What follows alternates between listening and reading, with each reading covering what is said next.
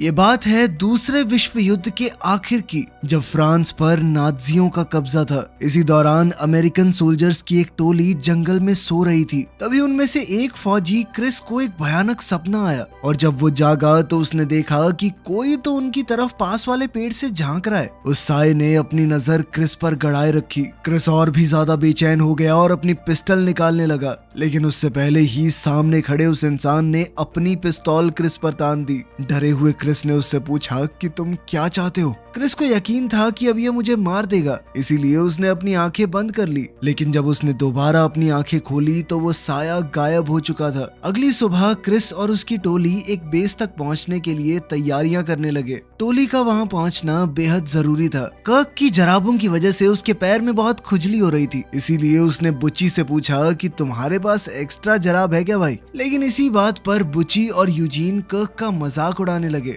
मजाक में बात थोड़ी ज्यादा बढ़ गई, लेकिन तभी क्रिस ने टोली को आगे बढ़ने का ऑर्डर देकर झगड़ा रोक दिया। बेस की तरफ जाते वक्त सोल्जर्स को एक जीप की आवाज सुनाई दी और सभी अपनी बंदूकें और ग्रेनेड बॉम्ब लेकर तैनात हो गए। फौजियों ने जीप को उड़ा दिया और फिर बचे हुए दुश्मनों को खत्म करने के लिए उनके पास चले गए। टैपर्ट ने एक ऑफिसर से एसएस पैच इनाम के रूप में निकाल लिया और उसके एक सोने के दांत को भी। जब बुची नक्शे और खुफिया मैसेज को ढूंढ रहा था, उसी वक्त कर्क को एक और सैनिक मिल गया जिसकी हालत बाकी लोगों से बेहतर लग रही थी। जब उन्हें पता चला कि वो एक मेजर है तो बुची ने उससे दो हाथ करने का फैसला किया, लेकिन मेजर को इस सब में कोई दिलचस्पी नहीं थी और वो क्रिस के लोगों को अपने लोगों का सामान लूटते देखकर गालियां देने लगा। तभी एक और सैनिक जाग गया और बुची ने उसका सर कुचल दिया। ये देखकर मेजर का भी खून खौल गया। उसने बुची से कहा कि आजा फिर, आजा लड़ते हैं। लड़ाई के दौरान जल्द ही वो नाजी मेजर बुची पर भारी पड़ने लगा। फिर क्रिस ने अपने आदमियों की तरफ मुड़कर उन्हें पीछे हटने का ऑर्डर दिया, क्योंकि उसे समझ आ गया कि उन्होंने रास्ते में गलत मोड़ ले लिया था। जाने से पहले टैपर्ट ने एक नाजी का कोड भी ले लिया। फिर जब वो गांव के इलाके से गुजर रहे थे तो उन्हें आगे जंगल में किसी की आवाज सुनाई दी और सभी रुक कर उनका इंतजार करने लगे। तभी रेफ्यूजीज का एक झुंड बाहर आया। टैपर्ट उनकी तरफ भागा जहां एक औरत एक बच्चे के साथ उसका इंतजार कर रही थी। उसने औरत को कोट, सोने के दांत और एसएस पैच दे दिया। इसके बाद फौजी जलते हुए गांव और सुनसान इलाकों के बीच से होते हुए मिलिट्री बेस की तरफ बढ़ते रहे। तब क्रिस ने बताया कि जिस बेस पर हम जा रहे हैं वो असल में एक महल है, जिसे सुरक्षित रखना अब हमारी जिम्मेदारी होगी। जब वो लोग महल के बाहर पहुंचे तो उन्होंने जीप में एक गार्ड को सोते हुए देखा। उन्होंने जैसे ही उसे जगाया वो तुरंत अंदर भाग गया। अंदर जाते ही उसने अपने लोगों को बताया कि अब हम आखिरकार यहाँ से जा सकते हैं। सोल्जर्स महल के अंदर गए और देखा कि बाकी लोग जितनी जल्दी हो सके उतनी जल्दी वहाँ से निकल रहे हैं। जाने से पहले बुची ने उनसे कहा कि अपना रेडियो महल में ही छोड़ दो। क्रिस को शक हुआ कि ये सब इतनी जल्दी क्यों कर रहे हैं, ये जगह तो इतनी बढ़िया है। तभी कमांडिंग ऑफिसर ने उसे बताया कि ये लोग छुट्टियां लेना चाहते हैं और ये सुनकर उसने उन्हें जाने दिया। बाद में कुछ लोग किचन में लंच बनाने लग गए और क्रिस ने घर का जायजा लेने का फैसला किया, जो कि यूजीन पहले से कर रहा था। उसे एक पियानो मिला और वो बैठकर उसे बजाने लगा।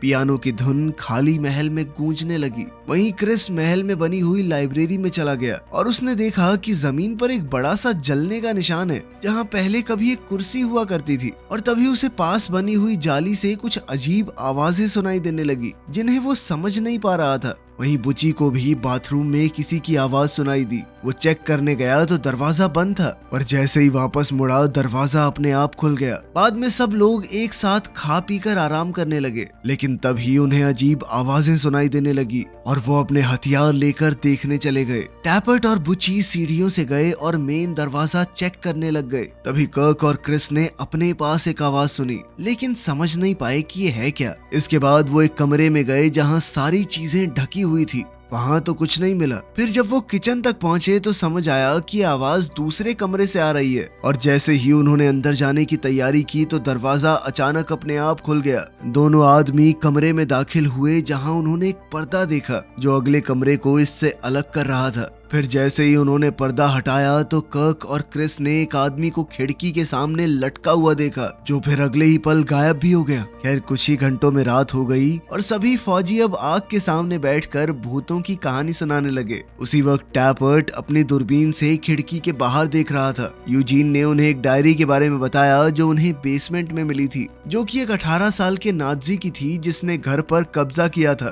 तभी अचानक सब लोगों को आग वाली जगह से खटखटाने की आवाज सुनाई देने लगी और क्रिस कहने लगा कि ये तो कोई कोड लग रहा है। यूजीन उस कोड को समझने की कोशिश करने लगा, जिसका मतलब बना कि मेरे पैर नहीं है। तभी अचानक आवाज बंद हो गई। क्रिस ने अपने आदमियों से कहा कि अभी के लिए आराम करो, लेकिन तब भी एकदम सतर्क रहना। उसने टैपर्ट को छत के नीचे वाले कमरे में जाने को कहा, क्योंकि निगरानी रखने में उसका कोई जवाब नहीं। उधर यूजीन बेसमेंट में एक संदूक खोलने की कोशिश करने लगा, लेकिन जब नहीं खुली तो हार मानकर ऊपर ही बैठ गया। उसने महल में रहने वाले परिवार की फोटो देखी और नाजी सोल्जर्स की डायरी में उनके बारे में पढ़ने लगा। तभी अचानक से उसकी मोमबत्ती बुझ गई। उसने लाइटर जलाने की कोशिश की तो देखा कि पीछे कुछ था, और जब उसने दोबारा मोमबत्ती जलाई तो देखा कि फोटो से परिवार गायब हो गया था। ऊपर छत वाले कमरे में टैपर्ट ने खिड़की पर अपनी राइफल सेट की और स्कोप की मदद से बाहर देखने लगा। तभी कमरे में उसके पीछे कोई दिखाई दिया। जब उसने स्कोप से बाहर की तरफ देखा तो उसे फांसी पर लटका हुआ एक आदमी नजर आया, लेकिन अगले ही पल वो गायब हो गया। टैपर्ट ने नजर बनाए रखी और तभी अचानक एक लड़का भूत की शक्ल में सामने आ गया, जिससे टैपर्ट डर गया। उसी वक्त अलमारी से जोर की आवाज आई। टैपर्ट बाहर गया ये देखने की चल क्या रहा है। तभी उसने देखा कि क्रिस महल के अंदर से उसे देख रहा था। अगले दिन यूजीन, कर्क और क्रिस बालकनी में बैठकर बात करने लगे कि पिछले सोल्जर्स कितनी जल्दी वहां से निकलना चाहते थे। अब यूजीन ने दूसरों को टैपर्ट से जुड़ी हुई एक कहानी बताई जो पेरिस में घटी थी। उसने कहा कि मैंने टैपर्ट को खून से भरे एक पूल में बैठा हुआ पाया था, जहां उसके आसपास 7 छोटे बच्चों की कटी हुई लाशें थी। टैपर्ट अपने हाथों में एक रस्सी पकड़े बैठा था, मानो वो किसी के साथ रस्सी से खेल रहा हो। साथ ही उसकी आंखों में एक डरावना डर था। इस पर क्रिस ने कहा कि मुझे तो बहुत खुशी है कि टैपर्ट हमारे साथ है। तभी टैपर्ट भी अचानक से बालकनी में आ गया। उसने उन्हें बताया कि पिछली टीम यहाँ से इसलिए निकलना चाहती थी क्योंकि उन्होंने रेडियो पर सुना था कि लगभग 50 जर्मन फौजी महल के पास से गुजरते हुए स्ट्रासबर्ग शहर जा रहे हैं। उसने अपने आदमियों को सलाह दी कि जब तक फौजी यहाँ से निकल नहीं जाते हमें जंगल में छुप जाना चाहिए, लेकिन क्रिस का कहना था कि हमें तो महल की हिफाजत करने का काम मिला है। टैपर्ट ने कहा कि चलो यही मर्जी है तो मैं छत वाले कमरे पर जा रहा हूँ ताकि वक्त रहते उन्हें देख सकूं, और उसने यूजीन को भी अपने साथ चलने को कहा। वहां पहुंचकर जब उन्होंने तैयारी शुरू की तो उन्हें मैट के नीचे फ्लोर पर एक बड़ा सा निशान मिला। यूजीन का मानना था कि नाजियों ने शायद घर में रहने वाले लोगों को किसी खास तरीके से मारा है, और इस बात को उसने हिटलर के रहस्यमयी शौक से जोड़ दिया। उन्होंने इस पर ज्यादा बात नहीं की और कमरे की अलमारी को एक तरफ से दूसरी तरफ ले जाने लगे। जैसे ही अलमारी ने निशान को छुआ, अलमारी का दरवाजा यूजीन की उंगलियों पर बंद हो गया और उसकी एक उंगली टूट गई। उसे लगा कि टैपर्ट ने जानबूझकर ऐसा किया है, इसीलिए उसने उसे अलमीरा की तरफ धक्का दे मारा। फिर जब उसने शीशे में देखा तो उसे एक लटकी हुई औरत की परछाई नजर आई। बाद में यूजीन, क्रिस और कर्क रेडियो पर एक आवाज सुन रहे थे। तभी उन्हें कुछ बहुत डरावनी आवाजें सुनाई देने लगी। इसी दौरान उन्हें एक औरत की आवाज भी सुनाई दी जो कह रही थी कि वो तुम्हारे लिए आ रहे हैं। अब तो सबने मान लिया कि ये महल भूतिया है, और कर्क ने कहा कि नाजियों के आने से पहले हमें यहाँ से निकल जाना चाहिए। अचानक आग वाली जगह पर फिर से कोड वाली आवाजें आने लगी। यूजीन ने उस कोड को तोड़ा और उसका मतलब निकला कि अगर तुम यहाँ से निकले। जैसे ही वो लिख रहा था किसी चीज ने उसके हाथ पर कब्जा कर लिया और इस लाइन को पूरा किया कि तो तुम मरोगे। मतलब कि यहाँ जो भी चीज है वो उन्हें चेतावनी दे रही थी कि यहाँ से जा भी नहीं सकते वो। उस रात फौजियों ने नाजियों के आने की तैयारी की, जिसके चलते टैपर्ट छत वाले कमरे में था और बाकी सब दरवाजे के पास बैरिकेड के पीछे छुप गए। जब नाजीज वहां पहुंचे तो टैपर्ट ने उन्हें देख लिया और बाकियों को सिग्नल दिया कि नाजी सैनिक बाहर जमा हो रहे हैं। जल्द ही नाजियों ने महल को घेर लिया और अंदर घुसने की कोशिश की, लेकिन दरवाजे बंद थे तो वो वापस ट्रक में बैठकर आगे बढ़ने की तैयारी करने लगे। लेकिन तभी छत से एक बहुत तेज आवाज आई। ये सुनते ही नाजी वापस आ गए और उन्होंने महल पर हमला शुरू कर दिया। टैपर्ट एक एक करके दुश्मनों को खत्म करने लगा। अचानक नाजियों ने बैरिकेड के सामने एक बम फेंका, लेकिन बुच्ची बेखौफ होकर उस पर कूद पड़ा और पूरा धमाका उसने अपने ऊपर ले लिया। लेकिन इस धमाके से क्रिस कमरे में दूर जा गिरा। वो चक्कर खाकर उठा, लेकिन फिर भी रुकने की बजाय नाज़ियों पर गोली चलाता रहा। नाज़ी ज्यादा थे, वो अंदर घुसने लगे। तभी क्रिस बेसमेंट की तरफ भागकर सीढ़ियों के नीचे छुप गया ताकि वो अपने आप को छुपाकर पीछे आने वाले ऑफिसर्स पर हमला कर सके। इसी बीच यूजीन लाइब्रेरी में छुप गया। तभी उसे अपने पीछे किसी की आहट सुनाई दी और एक बार फिर जाली से अजीब आवाजें आने लगी। उसने अपनी बंदूक तैयार की, लेकिन जैसे ही वो टेबल के नीचे से बाहर आया तो उसका सामना किसी नाज़ी से नहीं बल्कि एक भूत से हुआ जो अचानक आग में जल उठा। तभी एक जर्मन फौजी ने बुच्ची का बुरी तरह से तबाह हुआ शरीर देखा। फिर पास में एक दूसरी लाश पड़ी थी, वो उसे चेक करने लगा। तभी क्रिस ने मुड़कर उसे और बाकी 2 आदमियों को मार गिराया। कर्क इस वक्त बाथरूम में छुपा हुआ था। तभी उसे पानी में डूबने की आवाजें और बच्चों की हंसी सुनाई दी। उसने टब की तरफ देखा तो एक नाज़ी फौजी उसे डूबता हुआ नजर आया। टैपर्ट ने छत के कमरे में कुछ सुना और उसका पीछा करने लगा। तभी उसे वहाँ एक नाज़ी लटका हुआ मिला। अगली सुबह सभी बुच्ची के पास जमा हो गए। वो सोचने लगी कि जरूरत पड़ने पर इसकी तकलीफ खत्म करने के लिए हम इसे ड्रग दे देंगे। क्रिस ने सबसे कहा कि नाज़ियों के शरीर को बाहर ले जाओ, और जब यूजीन और कर्क उन्हें ट्रक के पास ले गए तो वो ये नजारा देखकर डर गए कि टैपर्ट ने उनके साथ क्या किया था। बाद में वो लोग महल के भूतों के बारे में बात करने लगे। तब यूजीन को अचानक समझ आया कि घर में उन्होंने जो कुछ भी महसूस किया वो सब वही था जो नाज़ियों ने उस परिवार के साथ किया था जो इस महल में रहा करता था। उस दिन जब नाज़ी उनके घर आए तो उस परिवार का बहुत ही डरावना अंजाम हुआ। बाप को लाइब्रेरी में कुर्सी से बांधकर जिंदा जला दिया गया। बेटे को माँ के सामने पानी में डुबाकर मार दिया गया और बेटी को छत के नीचे वाले कमरे में लटका दिया गया था। उनकी लाशों को दफनाने वाला भी कोई नहीं था। तभी क्रिस ने पूछा कि क्या इसी वजह से वो भूत बन गए। यूजीन बुच्ची की हालत को देखने लगा। तभी वो टैपर्ट की आहट से डर गया जो उसके पास आया था ताकि पेरिस वाली कहानी को अपने तरीके से बता सके। यूजीन का मानना है कि सब कुछ आसानी से समझना मुमकिन नहीं होता और टैपर्ट की कहानी में तो अलग ही गहराई है जो उसे अब जाकर महसूस हुई थी। बाद में क्रिस को टब के बारे में एक सपना आया जिसमें एक भूत उसके सामने आया और उसे डुबाने की कोशिश करने लगा। जब उसे पानी में खींचा गया तो उसने 3 मास्क पहने हुए सोल्जर्स को देखा जो पहले नर्स में बदल गए फिर वापस सोल्जर बन गए। तभी क्रिस जाग गया। अगले दिन उन्होंने बुच्ची का ख्याल रखा और महल छोड़ने के बारे में बातें की, फिर चाहे उन्हें अपनी पोस्ट छोड़ने के लिए कोर्ट मार्शल का सामना ही क्यों ना करना पड़े। उसके बाद क्रिस और यूजीन बेसमेंट में वापस चले गए ताकि परिवार से जुड़ी कोई और चीज ढूंढ सके। यूजीन अपना लाइटर ढूंढने लग गया और क्रिस को डायरी मिल गई, लेकिन उसे लगा कि डायरी के पन्ने खाली हैं। जब यूजीन वापस आया तो उसने इस बारे में थोड़ा अजीब बर्ताव किया। तभी कर्क ने उन्हें वापस बुला लिया क्योंकि बुच्ची होश में आ गया था और बार बार कह रहा था कि ये असली नहीं है, ये उनका ही काम था। मरने से पहले उसने क्रिस को पकड़ा और कहा कि इस बात को याद रखना। उस रात बाकी बचे हुए फौजी महल छोड़ने की बात करने लगे, लेकिन क्रिस ने कहा कि हमें पहले परिवार की लाशों को दफन करना होगा। वो सबको परिवार के बारे में पता लगाने को कहने लगा। अचानक डायरी के पन्ने फिर से लिखे हुए दिखाई दिए। यूजीन ने कहा कि मैं डायरी के अंदर सबूत ढूंढ कर रहूंगा ताकि परिवार की लाशें हैं कहां पर ये पता चल सके, पर उसका मानना था कि इससे पहले हमें महल छोड़ देना चाहिए। इसके बाद फौजियों ने गार्डन में बुच्ची को दफना दिया और फिर वहां से निकल गए। बेस कैंप की तरफ वापस चलते हुए उन्होंने सड़क पर एक टूटी हुई एम्बुलेंस देखी और उन्हें वही रेफ्यूजीज का झुंड दोबारा नजर आया। वो आगे बढ़ते हुए अभी भी उस परिवार के बारे में बात कर रहे थे। जल्द ही वो लोग एक अजीब सी बिल्डिंग के पास से गुजरे और बाद में वो लोग फिर से उसी एम्बुलेंस तक पहुंच गए। अब उन्होंने वापस मुड़ने का फैसला किया। फौजियों की टोली दोबारा उस बर्बाद शहर से गुजरी जहां से वो पहले गुजरे थे और उस रात वो सब जंगल में ही सो गए। सोते हुए टैपर्ट ने सपना देखा कि उसे फांसी से लटका दिया गया है, लेकिन जब उसकी आंख खुली तो उसने खुद को जंगल में ही पाया। उसके स्लीपिंग बैग के पास कुछ लिखा हुआ था। अगले दिन टोली दोबारा से एम्बुलेंस के पास से गुजरी और जब उन्होंने मुड़कर देखा तो उन्हें उन नाज़ियों की लाशें नजर आई जिन्हें उन्होंने पहले मारा था।